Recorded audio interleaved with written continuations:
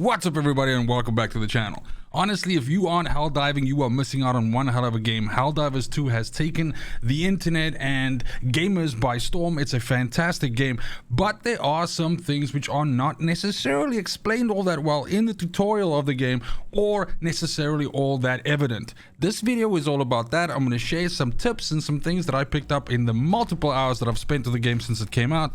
That sounds good. Now let's go. Firstly, let's start off with the options menu, and there's two areas that I want to draw your attention to. The first one is key bindings, especially if you are playing on mouse and keyboard. If you're playing on PC, you can rebind your stratagem keys, and what that then allows you to do, usually they are on WASD, which is also the keys that you use to move around. So that means that when you are calling in a stratagem, then you can't move. What you can do is you can rebind those anywhere else, and that's going to allow you to run and pull out stratagems and throw them at the same time, which really helps you a lot with mobility, and it's going to mean a huge difference for you later on in the game when you're under heavy pressure by a lot of enemy units. Then there's also these settings over here, which basically allow the game to remember specific ways in which you are using certain weapons. What I mean by this is then, of course, the game itself has a third person as well as a first person view mode, and you can actually set it in this setting so that it remembers per weapon which one view mode you want to use. Like, for example, if you want to be using your machine gun in the third person view the whole time because that's the way it looks cool and that's the way you like it, then fine. But if you want to switch to your marksman rifle and automatically be in first person mode so you can pull off those nice crisp headshots that you need to clear out some of the mech enemies, for example, then you can have it remember that without having to switch between these modes on the weapons. Speaking about switching between modes on weapons, one of the things which a lot of players don't know is that every single weapon actually has some selections and things that you can do to configure the weapon. Some are very limited, allowing you to basically turn the flashlight on and off, but some actually allow you to change the zooming in angle of like the marksman rifle when you go into first person mode. And in the case of LMGs, you can actually choose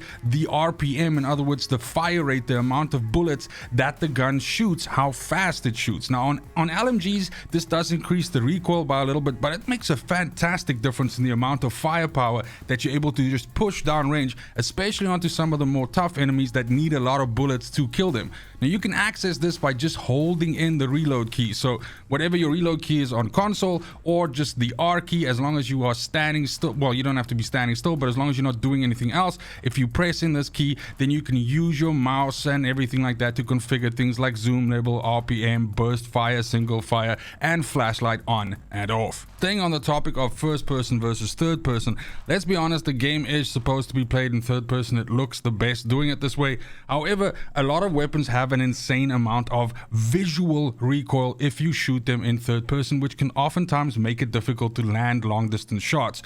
You can totally create a situation where you have almost no visual recoil by shooting in first person. So it does behoove you to sometimes switch to first person, especially if you're trying to shoot over long distance or if you're trying to land headshots. So be quick with that switch in between those and you'll be able to be the most efficient helldiver out there. Next up, focusing on the map in Helldivers 2 is also going to help you understand the combat situation and exactly what is around you a lot better.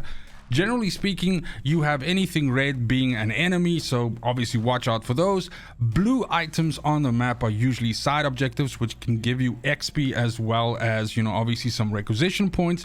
White are usually points of interest, and this can have anything from another weapon on there, some super credits, some requisitions, some medals, some ammo, grenades, supplies, anything like that. And basically, you will usually sometimes find samples in these areas as well, so those are really good. So keep an eye out for that. Also, while you are exploring, you will sometimes find areas that have essentially like a container that is sunk into the ground, and you can use a grenade or any explosive for that matter to actually blow the side of the container off, and there's going to be some goodies inside there as well. So definitely keep your eyes peeped. Then lastly, before we start closing out of the video, let's talk a little bit about armor and stratagems when you're on your cap ship. So right before you deploy into a mission, you can of course choose the kind of armor you want to wear. These come in 3 different flavors: light, medium, and heavy. And predominantly the stats on these essentially determine things like how fast your stamina regenerates, the speed at which you run, as well as how much HP, how much damage you can take. Heavy obviously being the more sturdier but the slower one, and light being the faster but the least, healthy one. Now, your headpiece and your cape don't really matter since these don't have any additional perks on them. But your chest piece, the main piece of armor, can actually have different perks, and these perks are not tied to the weight classes. So for example, a perk which I really enjoy, which I think is really good, is the one that allows your throw distance to be increased by 30%. Originally, I found this perk on a heavy piece of armor that I had gotten out of, I think, the shop. And I thought that I had to play heavy to be able to get this throw distance. And lo and behold, I found another piece of armor, or well, found meaning like I unlocked it, and this one was a medium with the same perk on there. So you are not tied to having to play a specific weight. Have a look at the stuff that you can unlock and look exactly for the perk that you want to use, whether you want to have the one that gives you more sturdiness, whether you want the increased throw distance, whether you want more grenades or more stims. There is the one out there for you, and you can get it on the weight that you're looking for, so pick the right one. Then in the case of stratagems, you might be dissuaded in unlocking some of these stratagems when you see the amount of uses which are available on them. This is specifically for like the airstrike kind of ones, because you'll often see that it has uses 2 or uses 3 or use 1.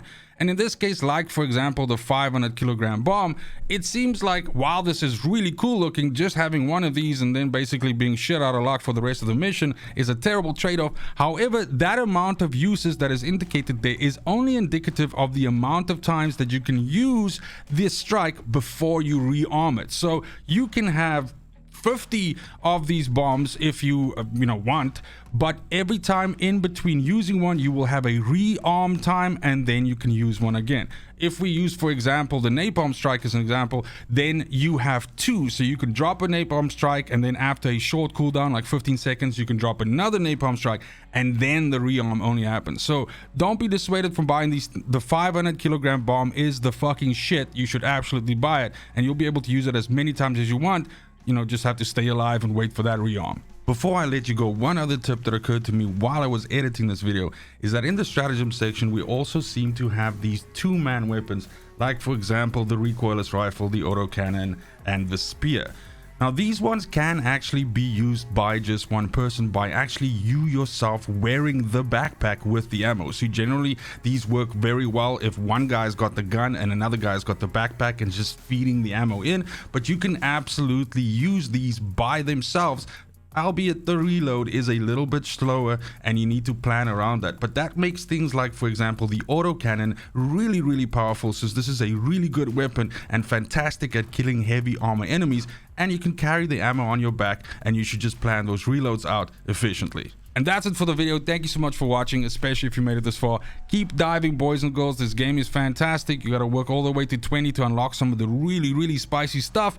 And then there's, of course, all the difficulty levels, which are still available as well. It has also been confirmed by the developer that now they didn't expect the game to be this much of a success. Kudos to them. And they are now expanding their team because they want to accelerate their content plan. So hopefully we see a lot of more good stuff coming for this game. Also, let me know in the comments down below which other videos on Helldivers 2 you might be interested in. I've got a few more coming down the pipe.